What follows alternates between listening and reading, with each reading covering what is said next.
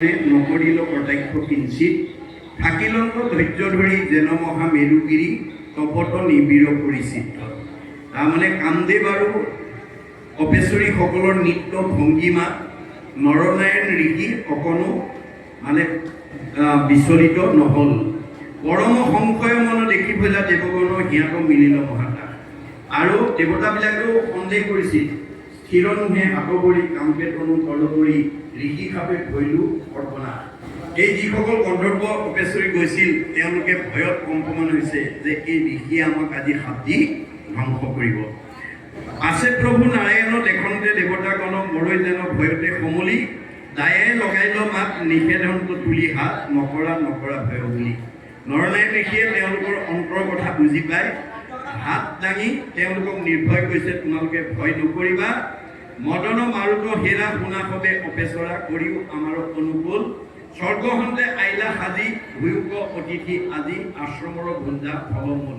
তোমালোকে যে স্বৰ্গৰ পৰা মোৰ এই আশ্ৰমলৈ আহিলা, তোমালোকে অতিথি ৰূপে মোৰ এই আশ্ৰমৰ ফলমূল গ্ৰহণ কৰা।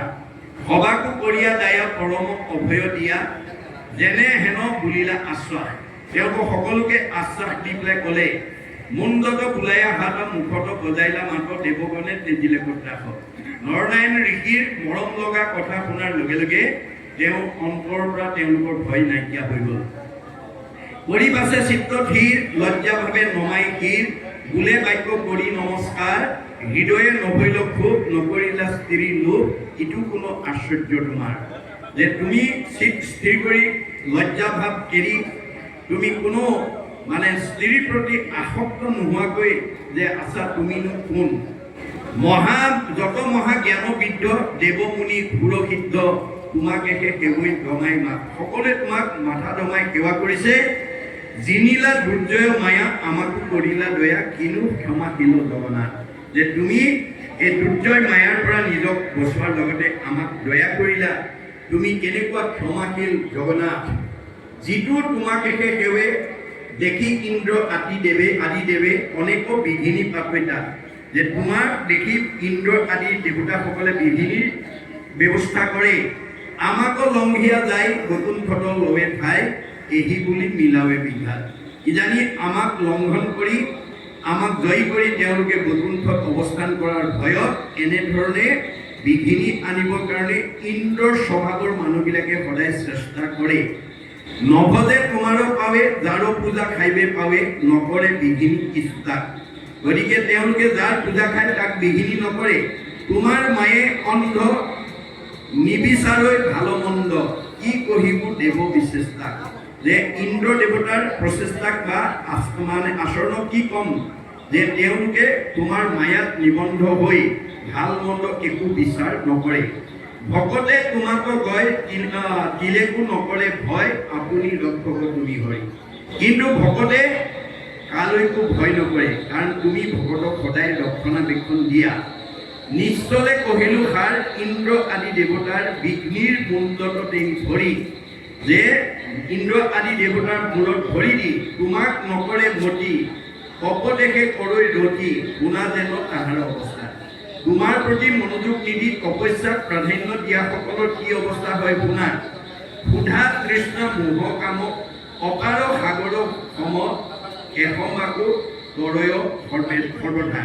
যে ক্ষুধা তৃষ্ণা মোহ কাম সকলোবিলাক সাগৰৰ সম মানে বিঘিনিক মূৰত ধৰি দি ভক্তিৰ বলত তেওঁলোকে আগবাঢ়ি যায়। তথাপিতো মূঢ়মতী ক্ৰোধে বৈশ্য ভূঞা আদি গো খোজতে যেন মজে পাছে। গতিকে যিবিলাক মূঢ়মতী যিবিলাকে ক্ৰোধ আৰু তোমাৰ মায়াত বন্দী হয় তেওঁলোকে গো খোজতেই তেওঁলোকে মজি থাকিবলগীয়া হয়। তপ ধৰ্ম ব্ৰত কষ্ট ব্যৰ্থে হবে কৰৈ নষ্ট তাতো পৰে কোনো মন্দ আছে।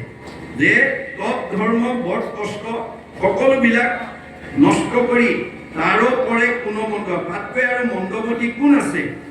যেন মাথে বুজা লৈয়া আঠা জলে নামা গয়া উঠে বুজা নপাৱে উমান। যেনেকৈ উঠে তেওঁ পিঠিত কিমান বুজা দিছে তাক যেনেকৈ উমান নাপায়, সেই মতে পুণ্য ব্ৰত আজন্মে সাংচিতে যত উঠে কৰে সবাকো নিৰ্যান।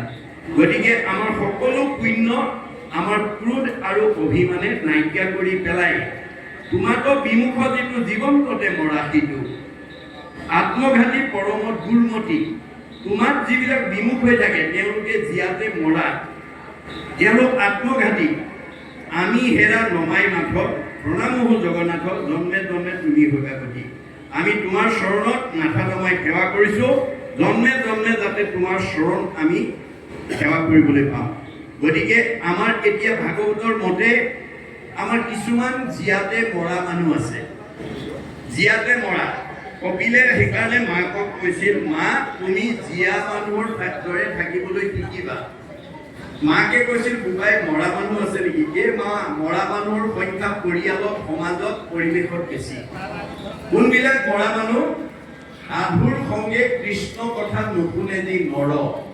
জীৱন্ততে মৰাটোতো অধম কামৰ আজিৰ দৰে সাধুৰ সংগত আহি মন ভাল লাগিব পৰা মনত আনন্দ লাগিব পৰা কথা যি নুশুনে সি মনত বেয়া লগা কথাই শুনি যাৰ মনটো সদায় বেয়া লাগি থাকে সি জীয়াতে মৰা তেতিয়া মাকে সুধিলে বোপাই জীয়া মানুহ হ'বলৈ কি কৰিব লাগিব মা মূৰ শুনিৰ মল কথা কহন্ত শুনন্ত মোৰ শুনিমল কথা যদি জানা তুমি পৰিয়ালত ল'ৰা ছোৱালীক জীয়াৰী বোৱাৰী কুশল সমীপক ক'বা আৰু যদি নাজানা আনেক বাটো কাণ পাতি শুনিবা মুদবিৰে চিত্ত আৰু দেৱত নেদন্ত অন্য দেৱতাত মনোযোগ নিদিবা কিয়নো ব্ৰহ্মা আদি কৰি জীৱ জগত ৰাম ৰাম ৰাম ৰাম ৰাম মায়া সত্যৰ মাজে আশ্ৰয় ঘুমতি যায় আপুনি মইনো কোন সৃষ্টিকৰ্তা ব্ৰহ্মা সংসাৰকৰ্তা শিৱকে প্ৰমুখ্য কৰি ৩৩ কোটি দেৱতা ভগৱানৰ মায়াত বন্দী হৈ আছে তেওঁলোক নিজেই আন্ধাৰত আছে আন্ধাৰত থকা দেৱতাৰ আশ্ৰয় ল'লে কোনোবাই পোহৰ পাব নেকি